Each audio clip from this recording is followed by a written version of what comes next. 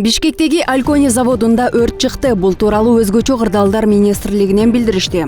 Өзгөчө кырдаалдар министрлигине заводдо өрт чыккандыгы тууралуу маалымат бүгүн 31 мартта саат 3:10 чамасында түшкөн. Жерине 5 өрт өчүрүүчү күжүрмөн эсеп штаб суу ташуучу унаа кризистик кырдаалдарда башкаруу борборунун ыкчам кызматы тартылган. Өрт саат 5:55 чектөөгө алынып, учурда толук өчүрүү иштери жүрүп жатат. Министрликтен белгилешкендей, учурда өрттүн аянты болжол менен 3500–4000 чарчы метрди түзүүдө.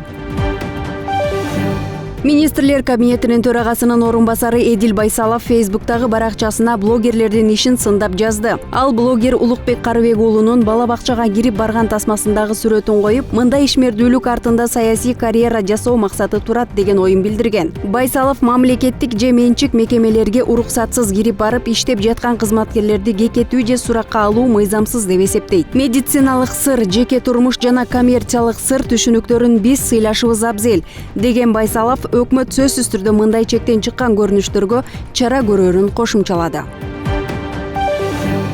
Бишкек шаарынын 1-Май районунда видео көзөмөл камераларын орнотуу иштери уланууда. Муниципалитеттен билдиришкендей, Эркиндик бульварынын 4 кесилиши, Чүй проспектиси, Киев, Токтогул жана Чокморов көчөлөрү атайын жабдуулар менен жабдылды. Жакында жүздү тааныган дагы 4 камера орнотулат. Кесилиштерде орнотулган камералар күнү-түнү иштейт. Белгилей кетсек, 1-Май районунун аймагына жүзүн таануучу жана аралыктан кол менен башкаруу мүмкүнчүлүгү бар 50дөн ашык камера орнотулат.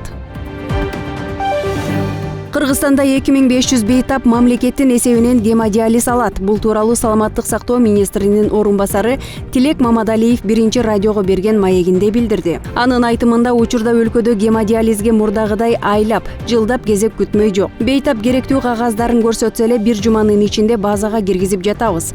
Учурда бул тармактагы көйгөйдү 100% чечтик десек жаңылышпайм, деди Мамадалиев. Ошондой эле республикада бөйрөгүн жана боорун алмаштырып келген 400дөн ашуун оорулуу бар экени. Алардын трансплантациядан кийин иче турган дары-дармеги мамлекет тарабынан бекер камсыздандырылып жатканын кошумчалады.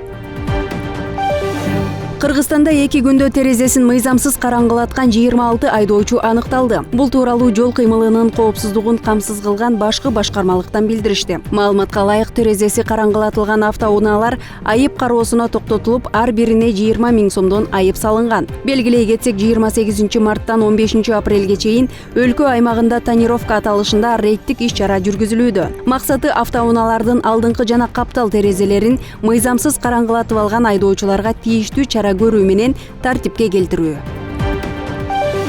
Айгүл таш коругу 3 жылга туристтер үчүн жабылды. Бул тууралуу 24 KG агенттигине Токой кызматынан билдиришти. Тыюу 2023 жылдын 1 апрелинен 2026 жылдын 1 апрелине чейин киргизилди. Мындай чечим айгүл гүлүн сактоо жана көбөйтүү максатында кабыл алынды. Айгүл гүлү чөптүү өсүмдүк, ал жоголуп бара жаткан түрлөргө кирет жана кызыл китепке киргизилген.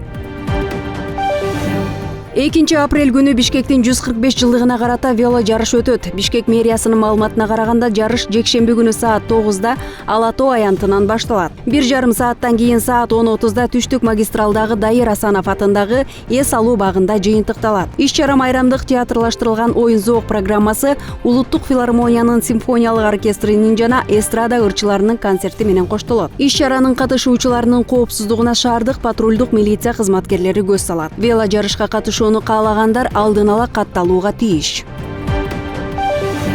Өзбекстандык жаран Кыргызстандын паспортун жасалма жол менен алууга аракеттенген деп кармалды. Бул тууралуу Улуттук коопсуздук боюнча мамлекеттик комитетинин басма сөз кызматы маалымдады. Маалыматка ылайык, эл аралык терроризмге каршы жүргүзүлгөн ыкчам издөө иш-чараларынын жүрүшүндө шектүү ислам мамлекети террордук уюмунун эмиссарларынын жардамы менен кыргыз жаранынын жасалма паспортун алып, Сириянын согуш болуп жаткан аймагына кетүүгө аракет кылган. Ал эми эл аралык террордук уюмга тиешеси болгону үчүн Өзбекстандын аймагында издөө жүргөн. Учурда бул фактыга тиешеси бар адамдарды аныктоо иш-чаралары жүрүп жатат.